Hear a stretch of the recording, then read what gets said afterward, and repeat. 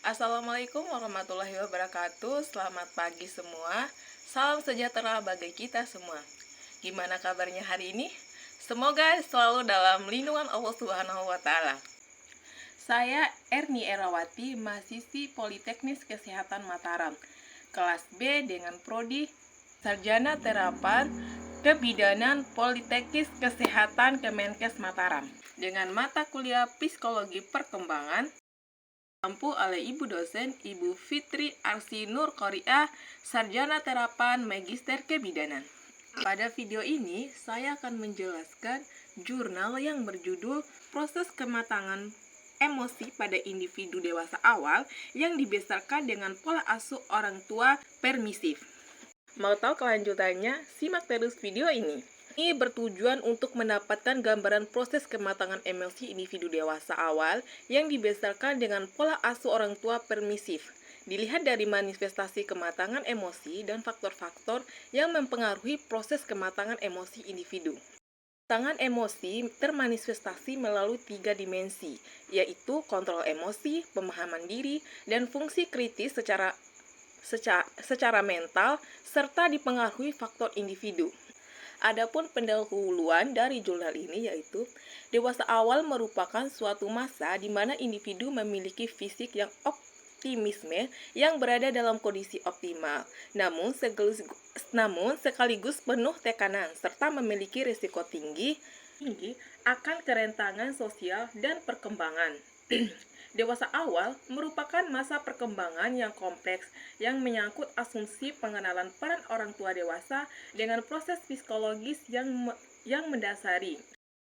Masa di mana individu melalui periode perkembangan yang unik.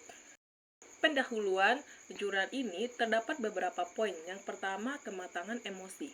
Kematangan emosi merupakan keseimbangan antara emosi dengan otak, serta antara dunia dalam dengan dunia luar individu.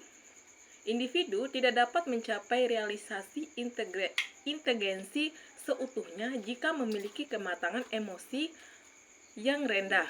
Kematangan emosi menurut Yusuf 2001 ialah kemampuan bersikap toleransi dan merasa nyaman dengan diri sendiri, serta kemampuan mengontrol diri dan memiliki perasaan menerima diri sendiri serta orang lain, dan juga kemampuan individu untuk mampu menyatakan emosi secara konstruksi sekaligus kreatif.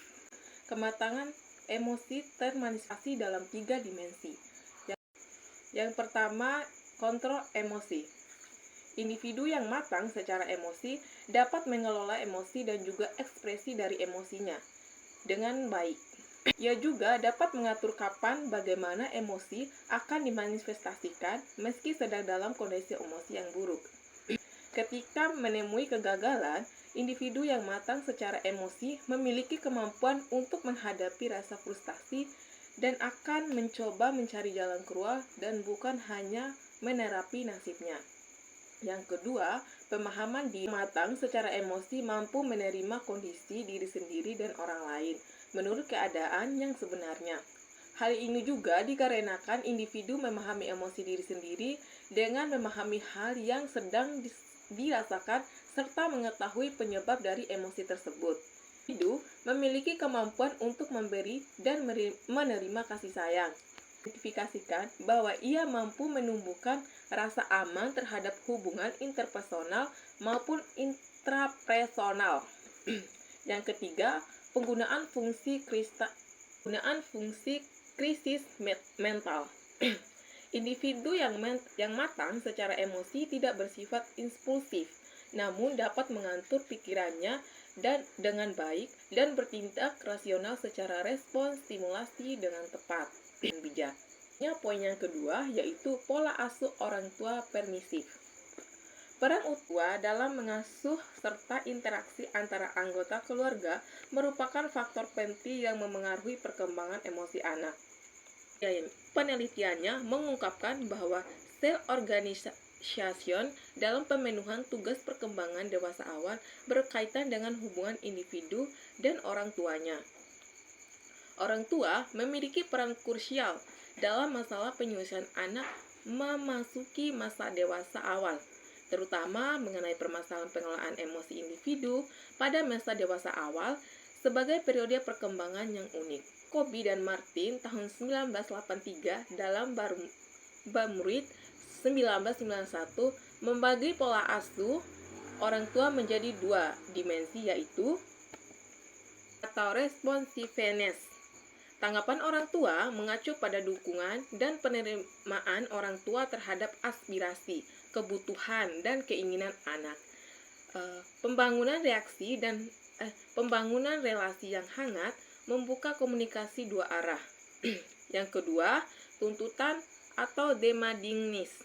Tuntutan orang tua mengacu pada pengendalian perilaku anak oleh orang tua, di mana orang tua menetap standar dan berupaya untuk membuat anak patuh dan disiplin terhadap aturan-aturan orang tua, termasuk dengan melakukan pengawasan dan pelaku ketika anak melakukan kesalahan dan pelanggaran.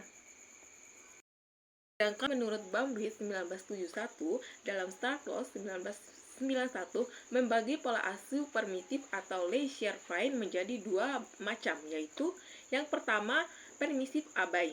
Pola asuh orang tua permisif abai memiliki tanggapan responsiveness atau tuntutan demandingness yang sama-sama rendah terhadap anak. Orang tua memberi pengawasan dan tuntutan yang sangat rendah terhadap anak serta mengabdi peran pengasuh mereka. Orang tua sangat tidak terlibat dalam kehidupan anak. Orang tua menyerahkan semua keputusan kepada anak serta tidak menerapkan aturan-aturan apapun. Poin yang kedua, permisif menurutin, di mana pola asuh orang tua permisif menurutin memiliki tanggapan yang tinggi namun tuntutan atau demandingness yang rendah terhadap anak. Orang tua dengan pola asuh ini cenderung mendukung atau menuruti serta keinginan anak. Mereka sangat toleransi terhadap segala perilaku anak dan cenderung tidak peduli meskipun anak mengembangkan perilaku yang tidak terpuji. Selanjutnya kita akan memasuki ke metode. Yang pertama, desain penelitian. Tipe penelitian yang digunakan dalam penelitian ini adalah penelitian kualitatif dengan jenis penelitian studi kasus intrinsik. Metode ini digunakan untuk bertujuan dapat mendalami subjek baik individu maupun kelompok yang mengalami kasus tertentu dan menggali secara detail mengenai latar belakang, sifat-sifat, dan karakter khas dari kasus ataupun status subjek tersebut serta lebih berfokus pada peristiwa saat ini dan tidak suatu kontrol atau perilaku subjek. Yang kedua, partisipan, di mana subjek dalam penelitian ini adalah empat individu dewasa awal berusia 21 sampai 39 tahun yang dibesarkan dengan pola asuh orang tua permisif, yaitu dalam pengasuhannya menerima tanggapan, aturan, tuntutan, larangan, dan hukuman yang minimal. Baik, itu tadi penjelasan sedikit tentang jurnal yang berjudul Proses Kematangan Emosi pada Individu Dewasa Awal yang dibesarkan pada orang tua permisif. Selanjutnya, kita akan memasuki kesimpulannya. Kesimpulannya, pola asuh permisif sebagai pola pengasuh orang tua yang diterima oleh individu dewasa awal berperan masif terhadap kematangan emosi individu yang termanifestasi dari kontrol emosi, pemahaman diri, dan penggunaan fungsi krisis mental.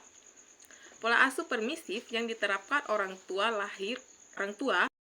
aksi, serta pengalaman tertentu bagi individu yang dibesarkan dengan pola asuh permisif.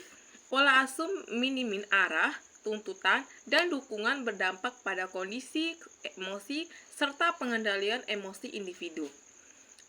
emosi-emosi negatif yang muncul, dan kemampuan kontrol emosi yang rendah pada akhirnya membuat individu dewasa banyak belajar dan memahami sehingga dapat mengelola emosi dengan pengendalian diri. Kondisi emosi membuat individu belajar cara mengatasi dan menggali emosi tersebut.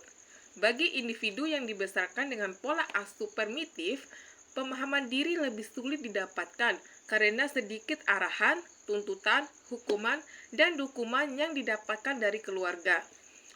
Hal ini mengakibatkan individu mencari tahu mengenal diri dan mengembangkan pengetahuannya dengan hal-hal selain keluarga.